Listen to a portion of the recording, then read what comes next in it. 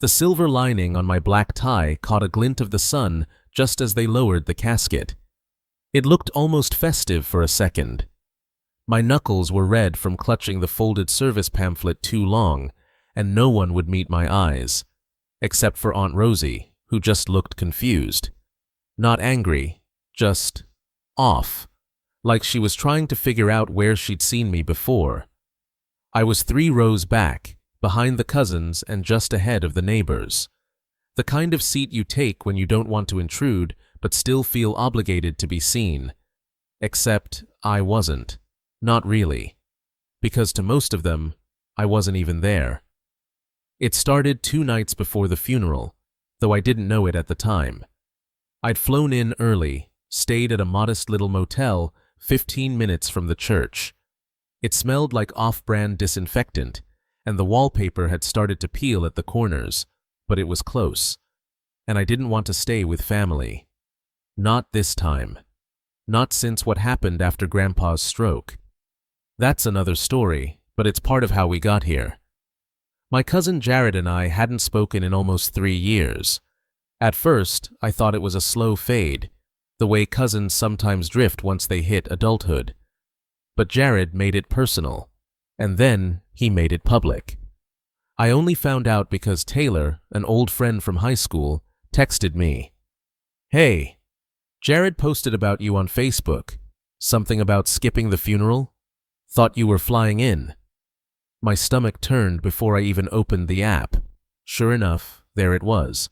A status with over 60 likes and a comment section bubbling with passive-aggressive sympathy. Some people only show up when there's money to be had, not when it actually counts. You know who you are. He never named me. He didn't have to. And the worst part, it worked. The morning of the service, I got there early, stood near the back of the chapel while people filed in. I kept thinking someone would say hi, Uncle Dean maybe, or Aunt Mara, but all I got were sidelong glances and one weird half nod from someone I didn't recognize. It was like I'd already been ghosted in advance. They'd looked past me, around me, through me, like they were trying to figure out why a stranger was in the room. The organist fumbled the first few bars of "How Great Thou Art," and my mind wandered to the programs at the back. I'd helped design them back in college, years ago, when Grandma passed. Used the same template this time. I wondered if Jared kept that detail in his version of the story. Scene 3. Memories, real and edited. You need to understand something about Jared. He's charming, clean-cut, the kind of guy who shows up to Thanksgiving in a blazer even when it's just a backyard thing. Always the first to offer a toast, always the one who holds the baby so someone else can eat. He plays the role well, but there's a sharper edge under it all, something petty, calculated, especially when it comes to me. I don't know what I did to him exactly. Maybe it was nothing. Maybe that's worse. He was Grandpa's favorite. But I was the one Grandpa called when his hands stopped working, when the stroke started, when he couldn't dial 911 on his own. That didn't sit right with Jared. When the pastor stepped up, I sat in the last pew. I could barely hear through the mic's occasional feedback, but I caught enough. Stories about Grandpa's fishing trips, his stern but loving nature, his famous apple pie with too much cinnamon. People laughed. Some cried. Jared got up to speak, of course. He stood behind the podium like he was accepting an award. Thanked everyone for coming. Thanked the church. Thanked God. And then, casually, like it was an offhand remark tossed into the wind, he said, "I just wish everyone who claimed to love Grandpa had actually shown up today." A few heads turned. None turned toward me. That's when I knew. This wasn't just a misunderstanding. This wasn't a case of missed texts or bad communication. This was deliberate. Scene 5. The hallway encounter. After the service, I slipped out the side door, trying to avoid the reception line. My plan was to leave unnoticed, But fate has a funny way of interrupting quiet exits. I ran into Aunt Rosie by the coat rack. She squinted at me like she was looking through fog. "Jacob?" she asked. "Is that you?" "Yeah," I said. "I flew in Friday." Her eyes widened. "Oh, I thought—" Jared said. She didn't finish. She didn't have to. "I was here," I said softly. "I've been here." She looked rattled, then a bit ashamed. "He said you didn't care to come." There was a pause between us, the kind that's heavy with things you want to say but can't quite. "I helped book the casket," I added. "I sent flowers to the hospital room. I stayed up on the phone with Grandpa the night before he passed." She blinked. Then she whispered, "I believe you." But she didn't hug me, didn't invite me to the lunch, just walked back into the noise and chatter like nothing had happened. Scene 6. Why I stayed. I could have walked away then. I almost did. But as I stepped out into the parking lot, I heard someone behind me. "You're really something." It was Jared. Of course it was. He wore his grief like a tailored suit, pocket square and all. "You made it," he said. "Didn't think you would." "I was inside the whole time," I replied. "3 rows behind you." He shrugged. "Doesn't matter. Perception's reality." And that's when it hit me. This wasn't about Grandpa. This was about control, about rewriting the story before anyone else could tell it. I stared at him. "Why would you do that?" Jared gave a slow, maddening grin. "Because people believe what they're told, and I'm better at telling it." For a second, I forgot how to speak. My throat clenched. "You're lying to our whole family." "No," he said. "I'm protecting their image of you. It's cleaner this way." And then he patted my shoulder like we were friends, like this was a game, like I wasn't standing in the shadow of our grandfather's funeral. I stepped back. "You're going to regret this," I told him. He looked at me like I was the one who had lost the thread. "Only if you make me." Scene 7. A Plan for Truth. That night, I went back to the motel and stared at the crumpled pamphlet in my hand. The one from the funeral. It had my name listed on the back. Pallbearers, Jacob E. Morrison, Jared P. Lane. They had used the old draft I'd emailed in. Jared hadn't even noticed, or maybe he thought no one would read it. But I had a copy, and I had more. Call logs, voicemails, texts from Grandpa the week before he passed. I hadn't planned on using any of it. Until now.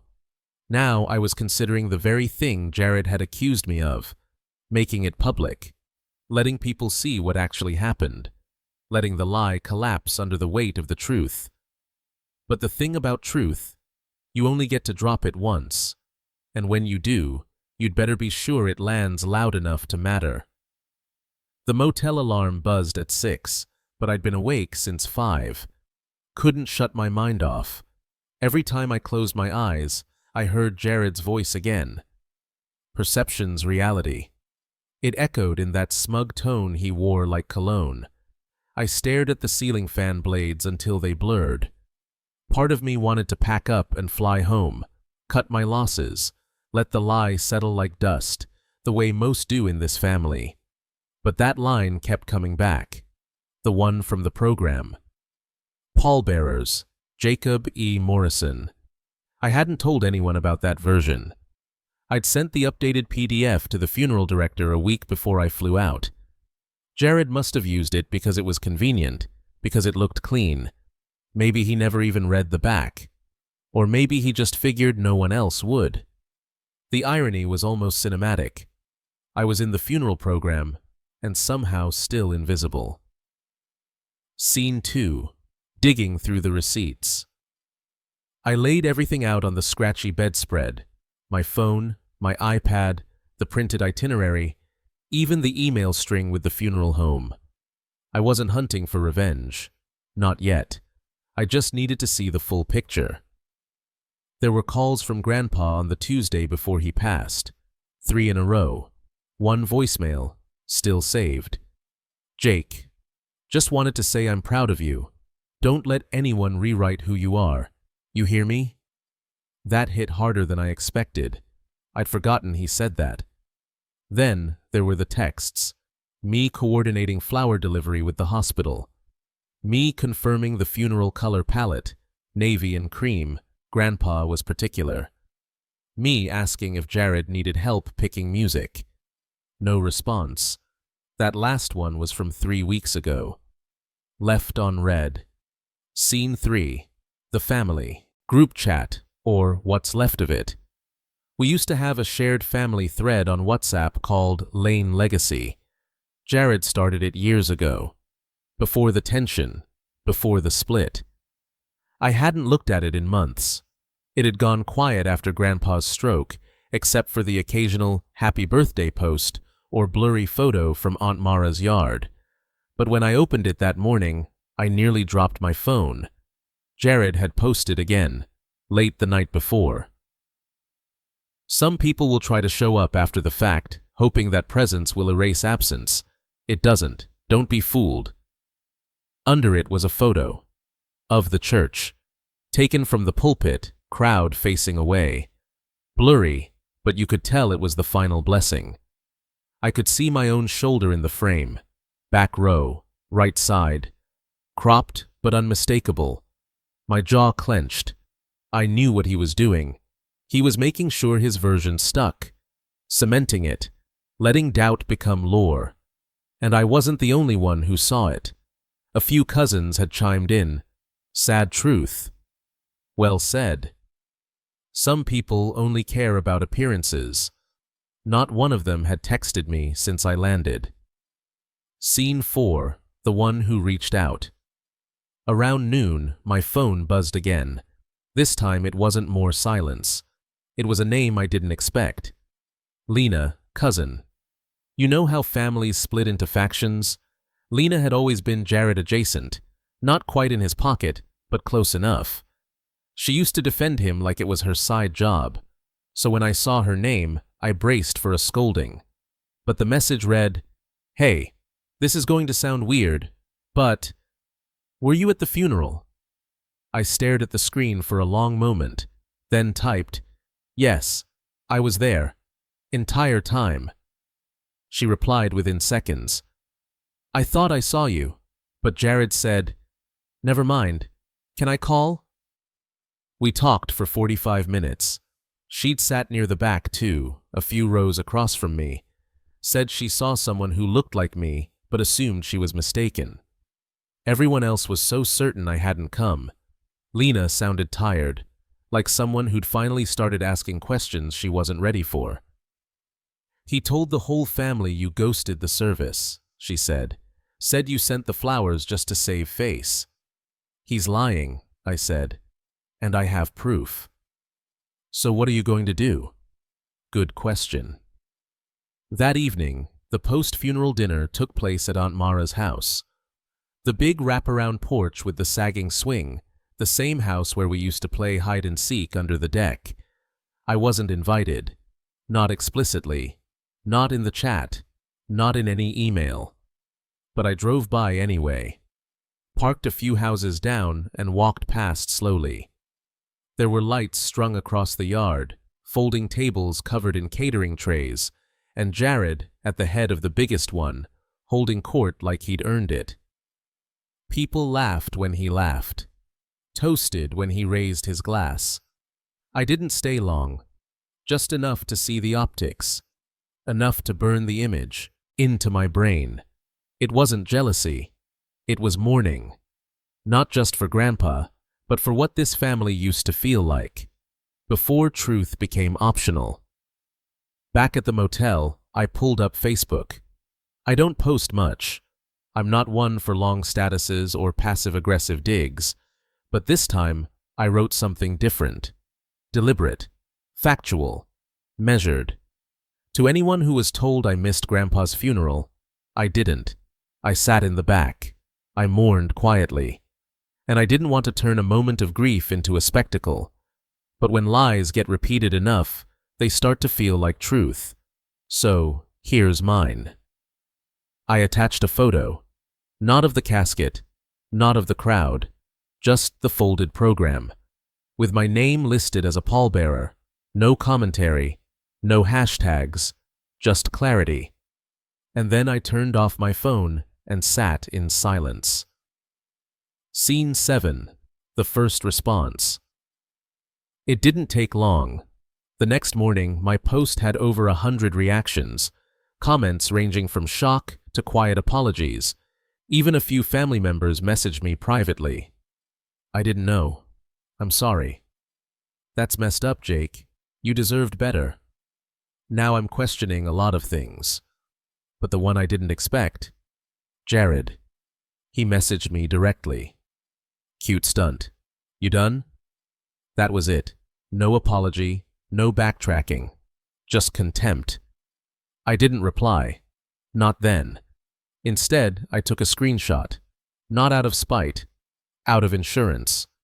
Because things weren't over. Not by a long shot. Scene 8.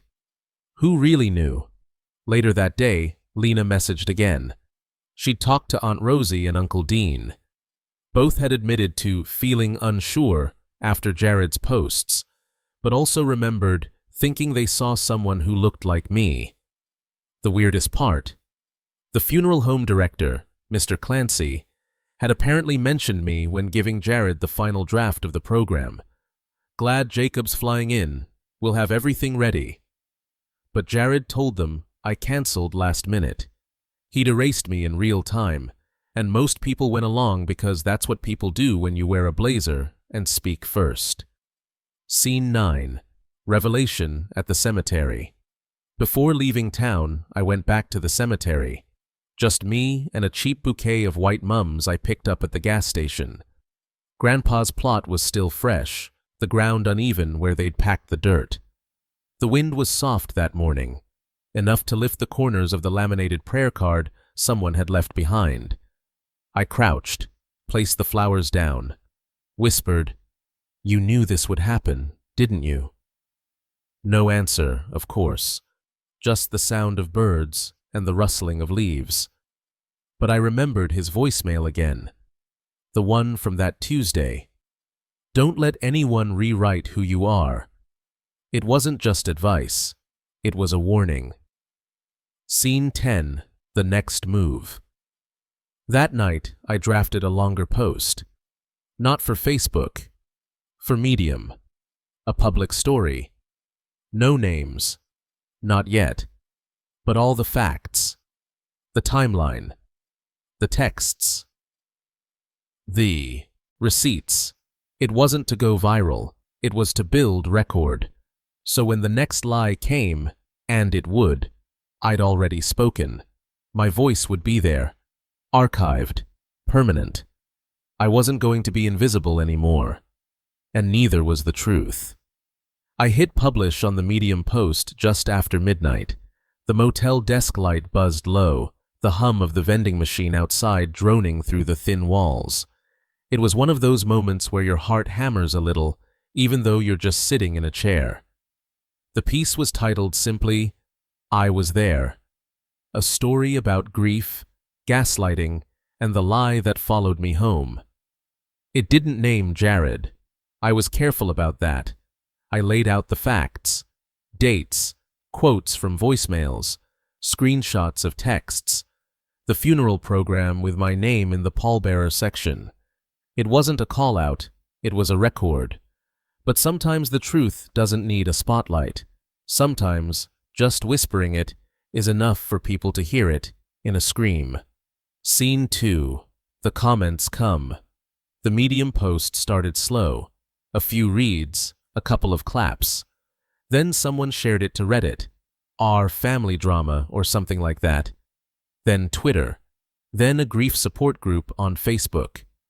Within 48 hours, I was getting emails from strangers who'd been through similar stories. My cousin erased me too. I flew across the country for my father's funeral, and my uncle told everyone I was a no-show. People treat grief like PR management. I hate it. One message stood out. A woman named Yvonne wrote, "Your story made me cry, not because of the funeral, but because of how easy it is for a lie to win when it's dressed nice and says the right things." It was comforting, but also infuriating, because Jared was still winning in real life. Aunt Rosie called me the next day. She didn't text. She called. Something no one had done since Grandpa died. "Jacob," she said gently, "I read what you wrote." Her voice was tight, embarrassed. "I'm sorry. I should have said something sooner. I didn't know who to believe." She wasn't crying, but she was close. I told her it was okay, because honestly, I didn't want an apology from her. I wanted accountability from Jared, and that wasn't coming. Rosie confirmed something I'd only suspected.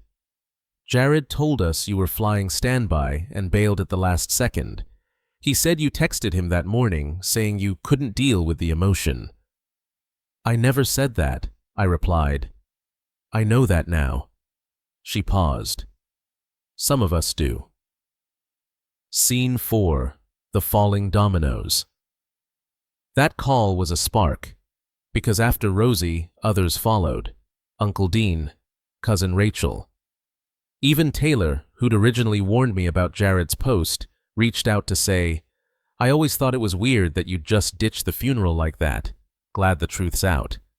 But the most surprising message came from someone I never expected.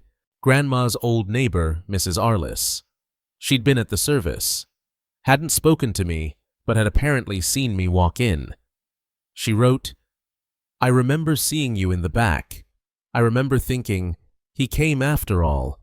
I wish I'd said something. I'm sorry I didn't." I didn't blame her. We all stay silent sometimes, thinking the noise will pass. But lies like Jared's don't fade. They echo. Unless someone builds a wall to stop them. Jared didn't like my post. He didn't message me again, but I knew he'd read it. He'd always had alerts for his own name. Probably had Lane Family as a saved search. And then it started. The counterattack. He posted to Facebook again. It's easy to build a narrative when no one checks the facts. Beware of storytellers who leave out their own mistakes. Then came the insinuations. Private messages to family members suggesting I'd distorted the truth. Him saying I'd staged the program or edited the PDF after the fact. He even implied, without ever quite saying it, that I'd hired someone to deliver the flowers in my name while I stayed home. That's when I got angry, because Jared wasn't just lying to protect his ego anymore. He was now accusing me of faking mourning. Scene 6. The Paper Trail. I called Clancy, the funeral director. Told him everything. Asked him to check the email logs, the delivery receipts, the call timestamps. He was hesitant at first. Said he didn't want to get in the middle. But eventually he said, "Jacob, I remember you calling about the hymn sequence, and I remember you sent the final version of the program. It's time-stamped." He emailed me the metadata, original submission date, source IP, even the print invoice. I had proof. Undeniable, unimpeachable proof. So I published it. Not on Medium, just a private Dropbox folder, and I sent it quietly to the family. No caption, no dramatics, just a link. Scene 7. The Silence That Spoke Volumes. Jared didn't respond, not publicly, not privately. But within 24 hours, 5 more family members either unfriended him or posted some vague status about truth always catching up. The next family group chat invitation came from Lena. Not the old thread, a new one. Just called, "Moving Forward." No Jared. Scene 8. The message he didn't think I'd see. The twist came a week later. Taylor sent me a screenshot. Apparently, Jared had started venting to some college friends in a private chat, forgot one of them was still in touch with me. In it, he wrote, "He wasn't supposed to show up.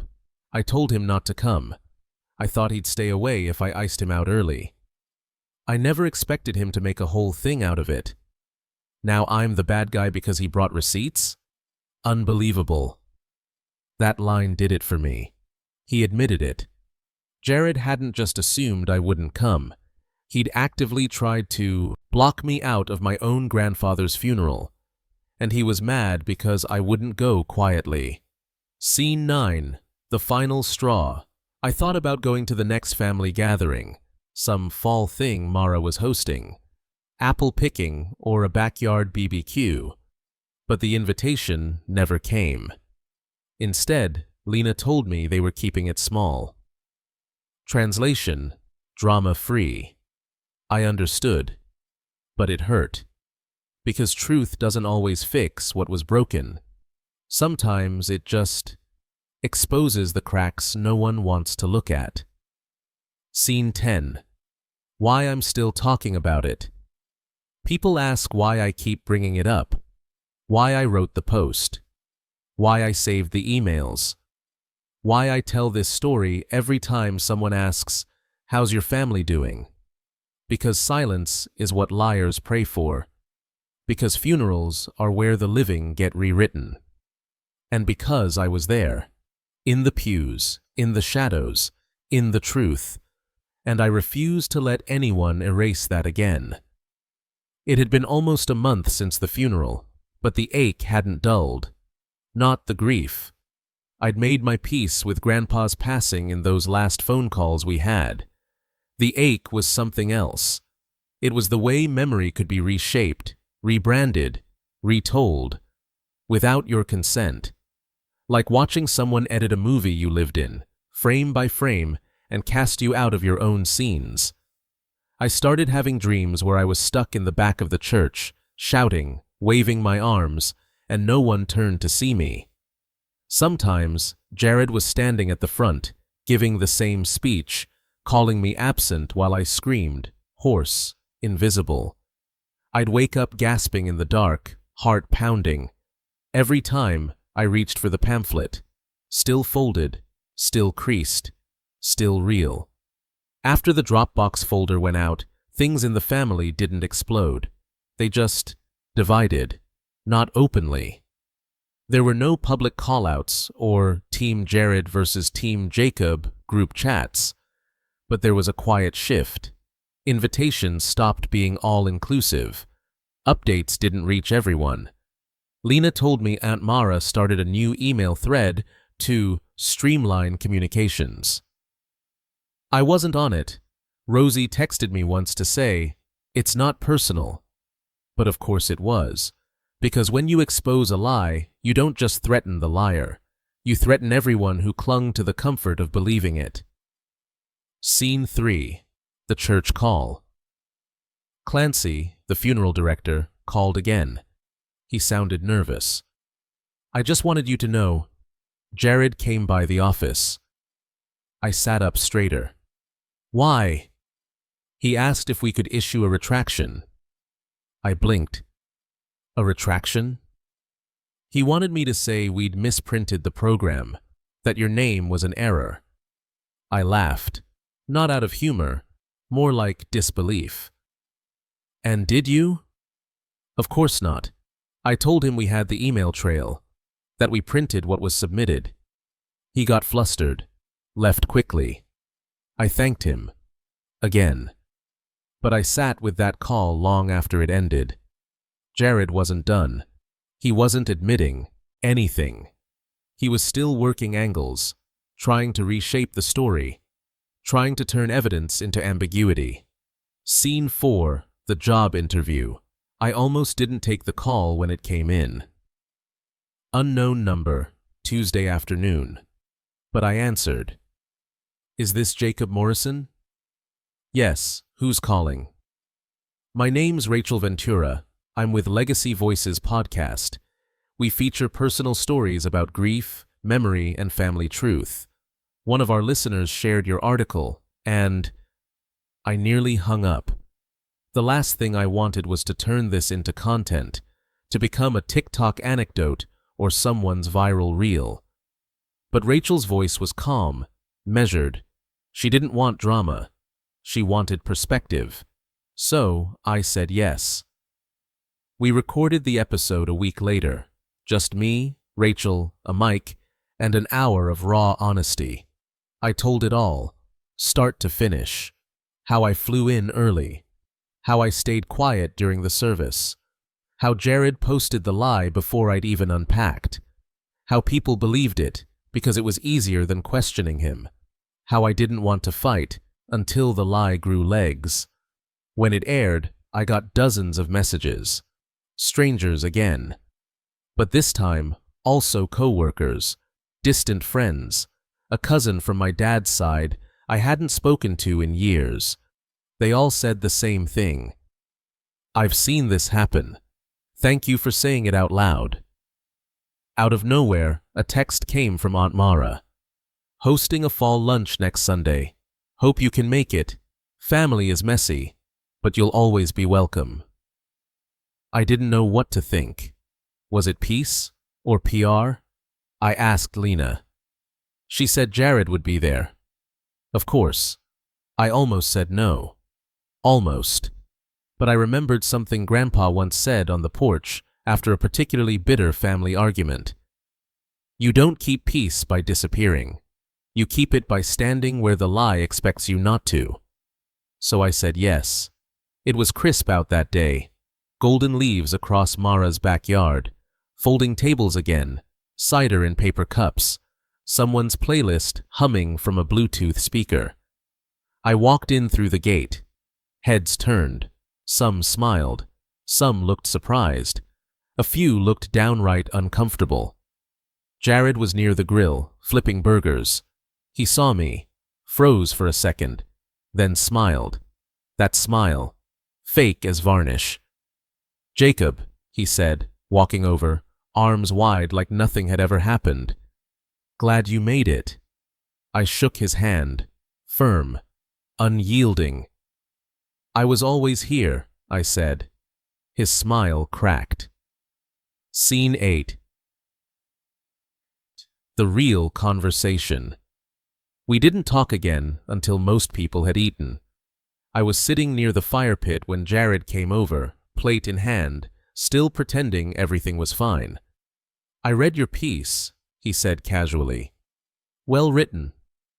Thanks. A pause. Then, you know, I never said your name. You didn't have to. He looked away. It got out of hand. No, Jared, you pushed it that far. Another pause. Then he said, with just enough hesitation to sound rehearsed, I didn't think you'd actually come. There it was, the truth under all the layers. You didn't want me to, I said. He didn't answer, just poked at the fire. You told them I ghosted the funeral, that I didn't care. Silence. You lied. I wanted people to focus on Grandpa, not family drama. I laughed. Then maybe don't create the drama. He looked up. And for the first time, his expression changed. Not regret, not guilt, just discomfort. The kind you feel when the version of reality you built finally starts to wobble. You done painting me the villain? He asked. I didn't paint anything, I replied. I just held up a mirror. We didn't fight. There was no yelling, no scene. Just a conversation layered with decades of things we never said. And at the end of it, we both stood there, knowing nothing had truly been fixed. But the story was no longer his alone. That mattered. Before I left, Aunt Mara hugged me tightly. Thank you for coming. I always will, I said. And this time, I meant it. Scene 10, where it stands now. We don't talk, Jared and I. Not really. He's quieter now online. Stopped posting family man monologues. Stopped hinting. Stopped controlling the narrative. I still get messages from distant relatives now and then. Some ask for the link. Others just say, "Thank you." The truth doesn't always repair the damage, but it clears the smoke. And once people stop choking, they start to see. A year passed, not a fast year, not a slow one. Just real time, the kind that stretches unevenly around grief and family tension. When the invitation came in the mail, it surprised me. A printed card, cream stock, Navy script. In loving memory, 1-year memorial for James E. Lane. It was hosted by the church. Same building, same stained glass windows, same pews. But something was different this time. The invite had my name. To Jacob Morrison and family. No fine print, no indirect message, no shade. It felt honest. Lena later told me Aunt Rosie helped organize it and personally requested the invite list. That mattered. Still, I hesitated.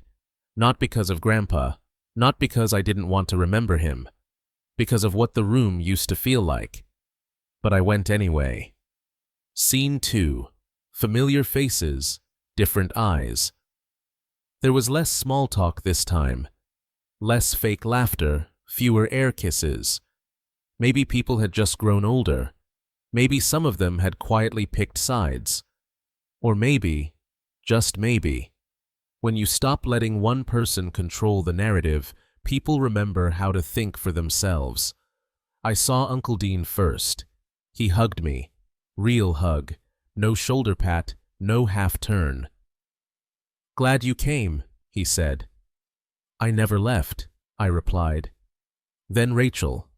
Then Rosie. Even Mara smiled at me, hesitant but warm.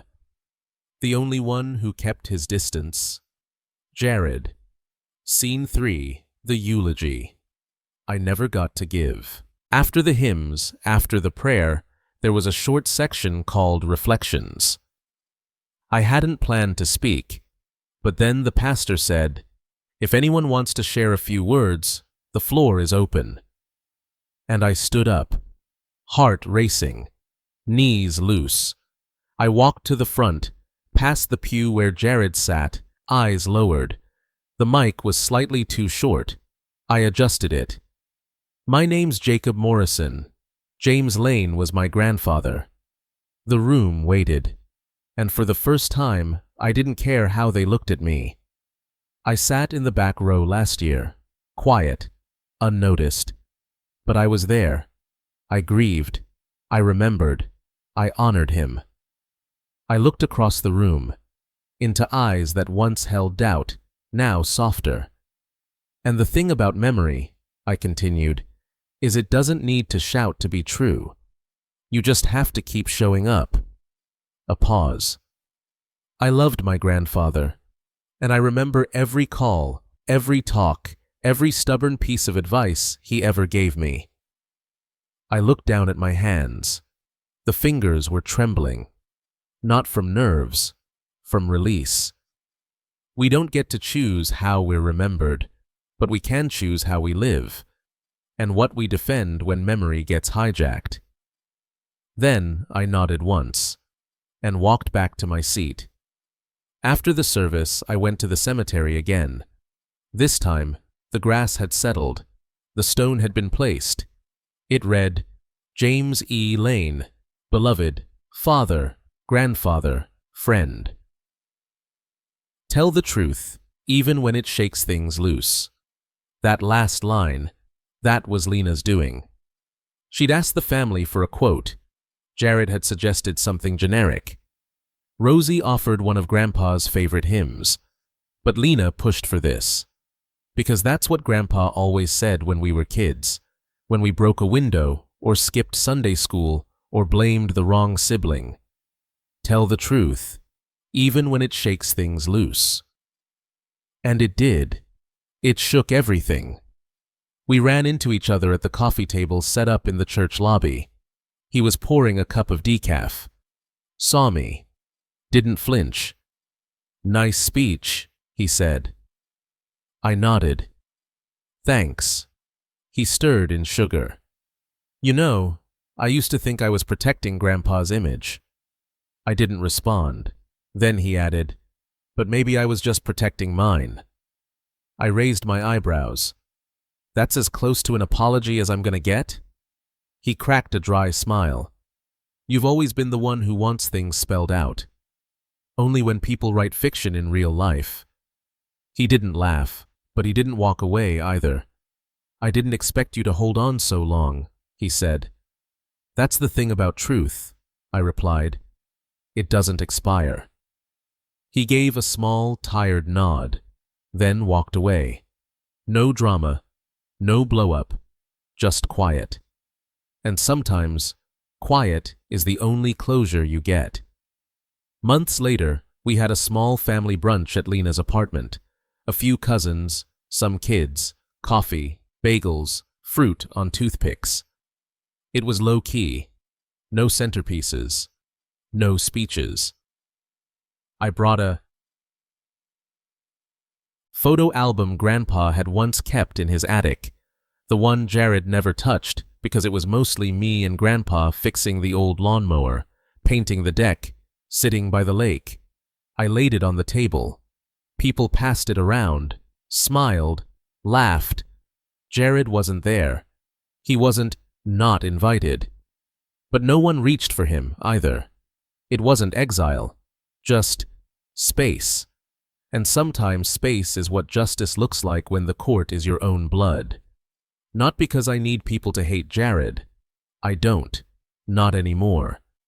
I tell this story because someday someone will try to rewrite you. Blur the edges of who you were. Say you didn't show up, even when your footprints are still drying on the church floor. And in that moment, the only thing you'll have, the only thing, is your version. So tell it. Write it. Print it. Speak it. Even if your voice shakes. Even if the room looks away. Even if the liar smiles like they've won. Because truth doesn't need to scream.